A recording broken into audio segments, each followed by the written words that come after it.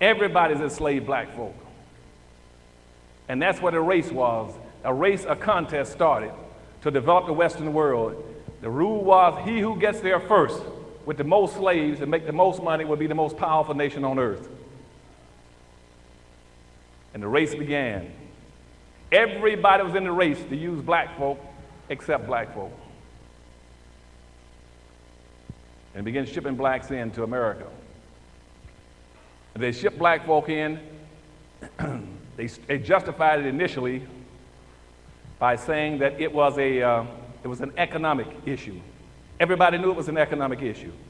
It stayed an economic issue all the way from the 1500s up to the 1700s.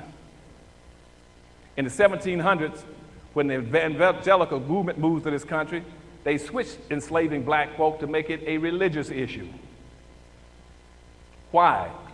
Because King James then wrote, when England took over the slave trade as the biggest one and started leading the slave trades and started winning the race, King James rewrote the Bible, called the King James Version.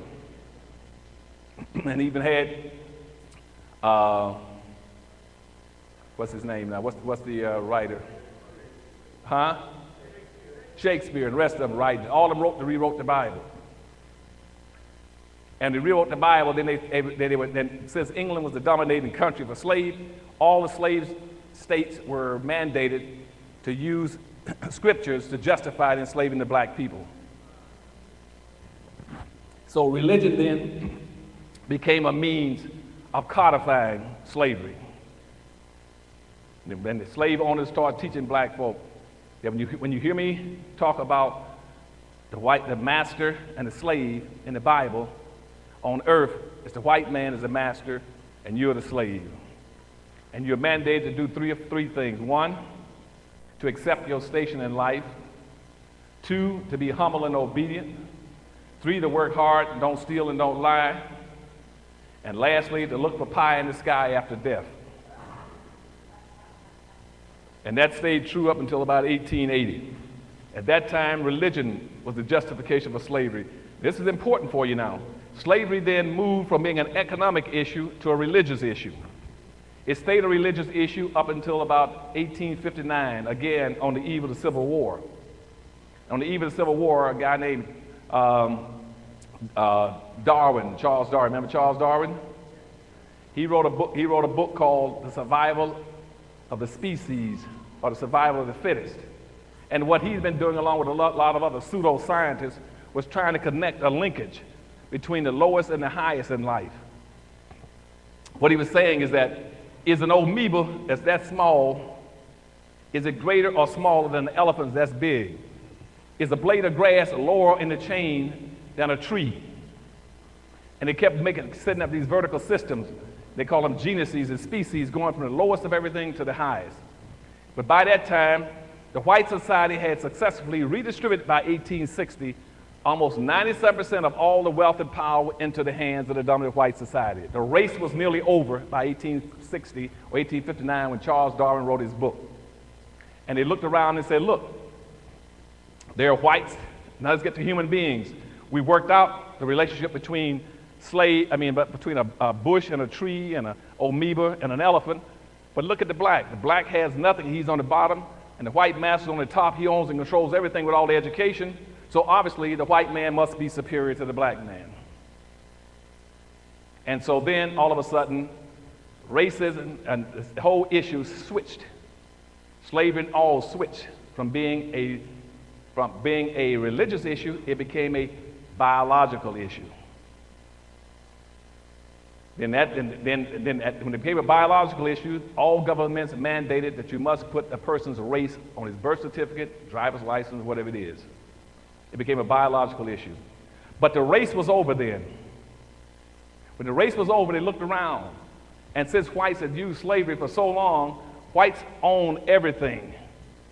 Almost 100% of everything, 99.5% belonged to the dominant white society.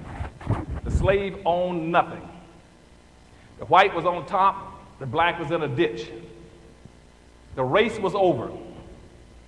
When the race was over and blacks had nothing and whites had everything, the race ended. And what the society did then, they took the word race, R-A-C-E. They scratched the E off the end of race and stuck a suffix called ISM. ISM is a suffix which means keep the prevailing conditions, let nothing change. And that's where racism came from. The race was over. Whites won it, they had everything. They took the E off the end of the word and stuck ISM, that's what racism is. Racism is a competitive relationship starting out to get wealth and resources and power. But what they teach you now is that racism has something to do with liking people, getting along with people. That's not racism. And when I ask people, I said, do you know what racism is? They say it's prejudice. You cannot eradicate prejudice. Everybody got a right to be prejudiced. All prejudice is you got a preconceived judgment or feeling about something based on previous experience. Right now, because of ice cream, I love burgundy cherry ice cream. So guess what? I'm prejudiced towards burgundy cherry ice cream. So now when I want some ice cream, I exercise my prejudice. I say I'm going to get me some ice cream, some burgundy cherry ice cream, because that's what I'm prejudiced for. Now I say, where am I going to get it from? I've gotten a lot of ice cream from a lot of stores, half of one worth a quarter. That's what Baskin-Robbins has the best. So now I'm biased towards which ice cream parlor?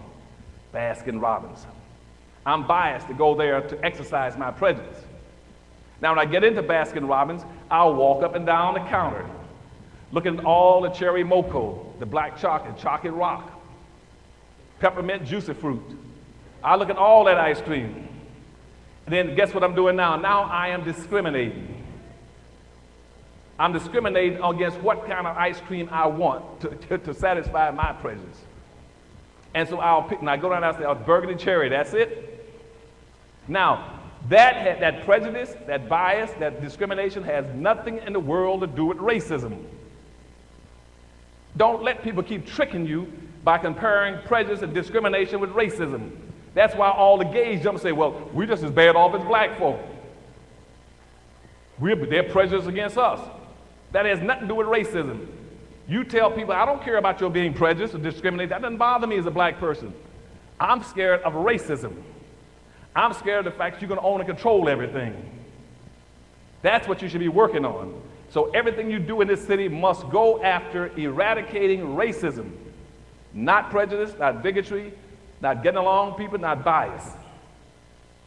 You must try to redistribute some wealth and resources back in the hands of black folk as quickly as you can.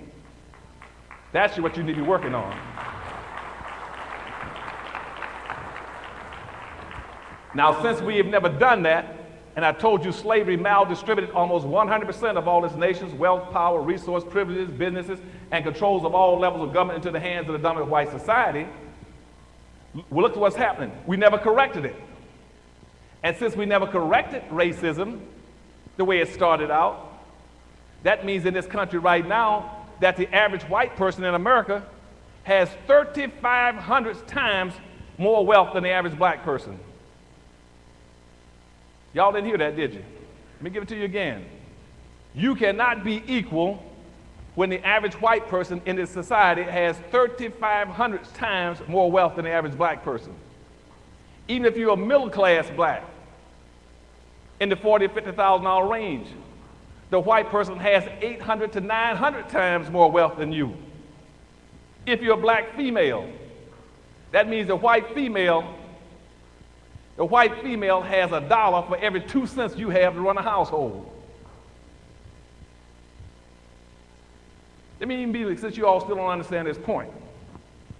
In America right now, where you think you're so equal in Baltimore, that you're so free, that you can spend all your time enjoying life and not worried about what's going to happen to you, in this society right now, American society, I got 2 white men. I got 2 white Americans alone that have more wealth than all 36 million black folk put together. If I take Ralph Ellison and Bill Gates, they got more wealth than all the black folk in America put together. Where is your equal opportunity? Where are you equal? What are we thinking about? when it's wealth that decides what you own and control,